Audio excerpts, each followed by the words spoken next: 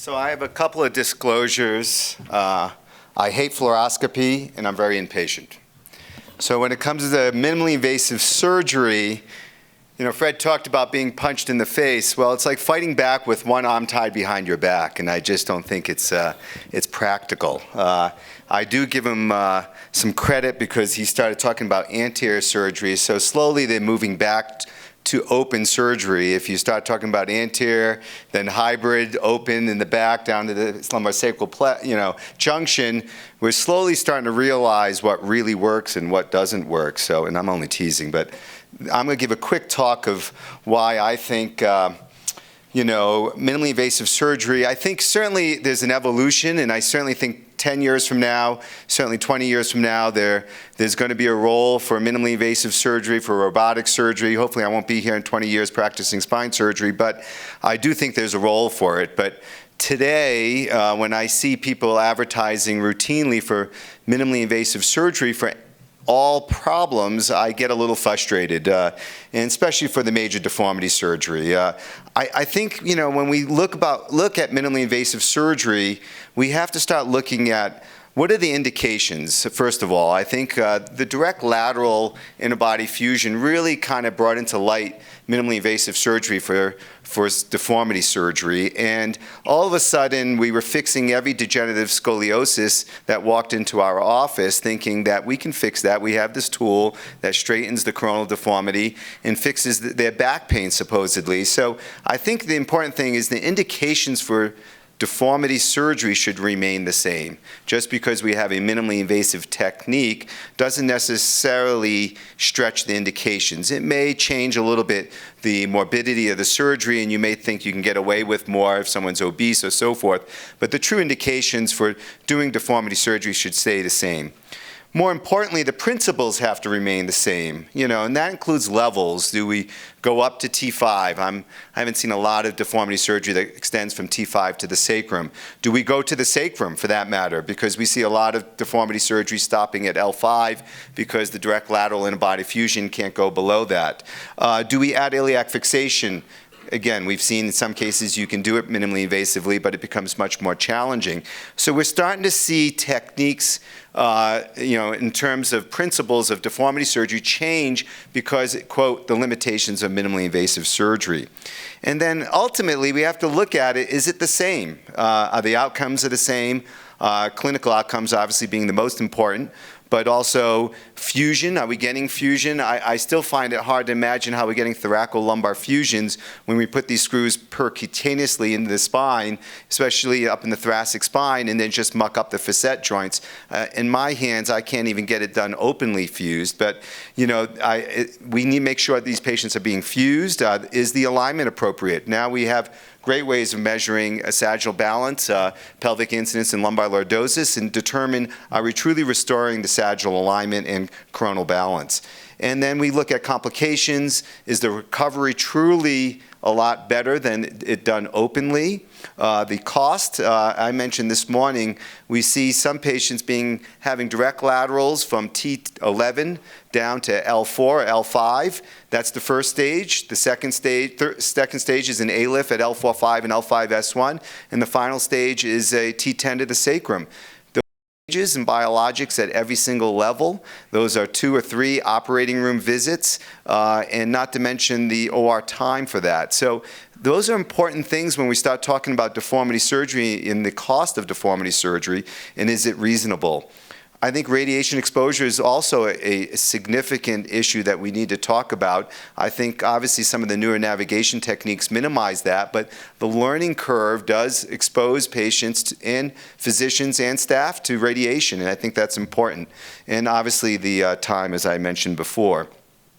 So first of all, I think this concept of stopping at L5 in a lot of these degenerative scolies or even these major deformities is really critical because, first of all, I would say, what are the 2 goals of doing deformity surgery? The 2 clinical outcomes in terms of what patients benefited from major deformity surgery tends to be sagittal alignment, number one, and number two, they have radiculopathy. And if you can fix their radiculopathy and correct the deformity at the same time, those patients are very satisfied.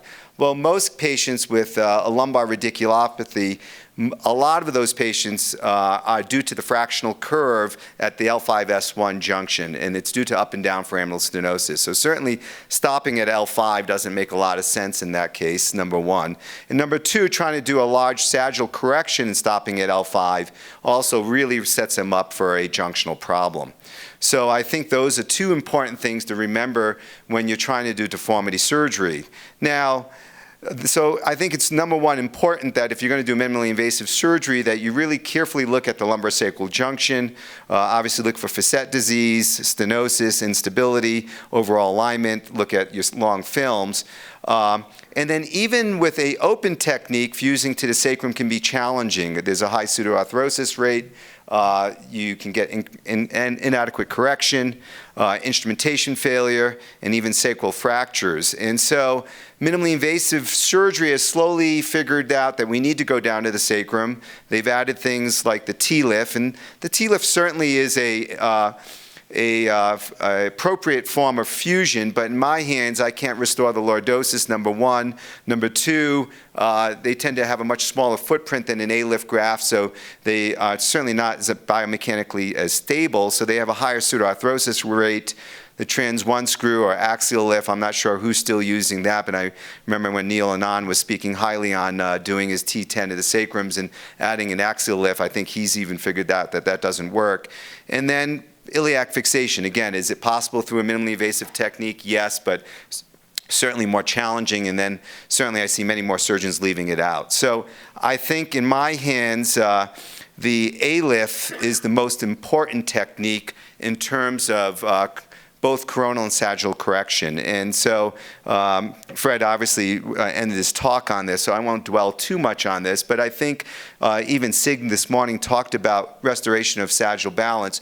2/3 of the lumbar lordosis comes between L4-5 and L5-S1. And there's no doubt that using a A-lift, and certainly now the hyperlordotic A-lifts, you can restore their lordosis and restore their sagittal balance much more powerfully through an A-lift approach.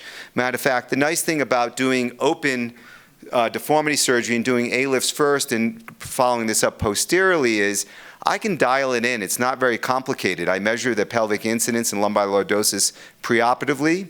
I go into the operating room knowing the exact degree of cage I want, and I dial in their lordosis without worrying, am I restoring that lordosis through a T-lift approach or through a D-lift approach, and did I get enough, and now do I have to figure out some other technique? It's a very simple approach. So I do think, and obviously now with the larger footprints, with the newer A-lifts, it's a much more stable construct. So for me, it's just a much easier operation.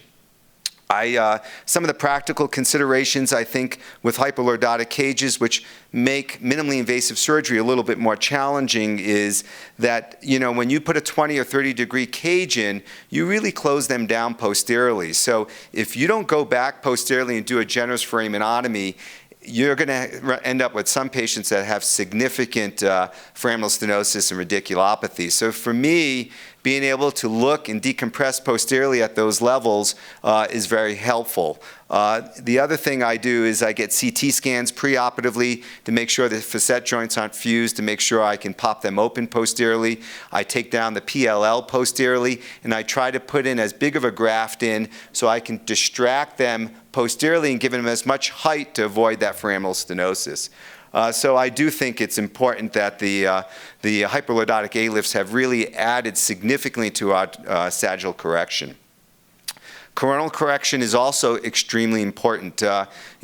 Sig mentioned that we trained together, and every patient had a T10 to the sacrum anterior approach for these large scoliosis. We'd take out every disc from T10 down, but we would only put morselized bone graft in at every level except for L4-5 and L5-S1. And why is that? Because that's the fractional curve. And so what you're essentially doing is you're leveling off the takeoff of the pelvis. And so once you put those rigid grafts in at L4-5 and L5-S1, you have a perpendicular takeoff from the pelvis. And posteriorly, once you've done your release, you can swing that spine into any position you want coronally and sagittally for that matter, and balance the spine. So if you start doing rigid cages at the higher levels, especially a direct lateral at, say, 1, 2, 2, 3, 3, 4, and then go to A-lift, say, now you're fixing the spine both in a coronal and sagittal plane, and if they're not balanced posteriorly, it's extremely challenging to fix that coronal deformity. So to me, what I've gone to actually now is I do hyperlordotic A-lifts at L4-5 and L5-S1, but I'll go up at 3, 4, 4, 5, just cut the annulus, take out the disc, and put morselized allograft bone graft. I don't have any biologics, I have no cage. Posteriorly, once you correct them and do your simple facetectomies, they fall into lordosis, the rotational deformity corrects, and you get a fusion because you've packed bone in their inner body space. And so to me, it's a much more powerful approach, but going back to the old-fashioned way we do things without doing a big thoracotomy is very beneficial. So I do think it's the ideal approach, and so I think it's kind of ironic that both Fred and I agree that the A-lift is really the powerhouse for deformity surgery. Just a couple of quick cases showing some deformity surgery here. These are a patient with significant coronal and sagittal imbalance. This is kind of one of those cases where I did hyperlordotics at L4-5 and L5-S1, morselized bone grafts at L2-3 and L3-4, and just all done in one day. This is the CT scans that really allow me to look at if they have bridging osteophytes, and that's very important at the higher levels. At the higher levels, they'll have some bridging lateral osteophytes, which is nice to release through an anterior approach to be able to correct their correct their rotational deformity, and you can kind of see the correction that you get through a simple open approach. A more simple case here, but again, both coronal and sagittal deformity. This shows the bridging osteophytes. You can kind of see at the L2-3 and our L3-4 levels, which I released anteriorly, and you can see the significant stenosis, which is easy to decompress posteriorly and get, again, good coronal and sagittal correction. You know, this is a case of MIS going kind of wrong, and this is someone that had a double scoliosis, double curve.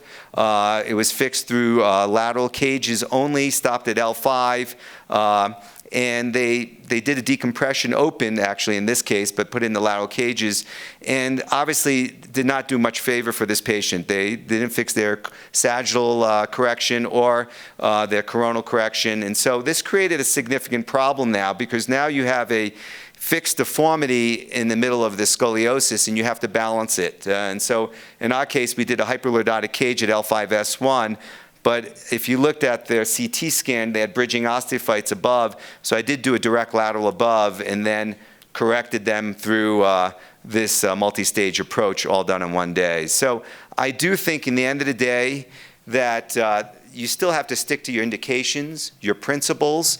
I think in the end of the day, a minimally invasive surgery to me is doing the surgery correctly, getting the patient out of the hospital without complications and having a happy patient. And at the end of the day, that means I don't go back to the hospital anymore and do washouts or deal with their complications. And so just to end in a very simple note of what I call minimally invasive surgery, this is a 73-year-old with just difficulty walking, back pain, leg pain, difficulty standing up. You look at him, he's got a spondy at L4-5, he's got some degeneration throughout his spine. If you just had these short films, you'd look at this and say it's a very simple case, maybe a good case for the endoscopic fusion or a simple PLIF. And then you can see this is the CT scan. If you go, this is the L4-5 actually this is L3-4 severely stenotic, and L4-5 had the spondy. So now you have two-level disease.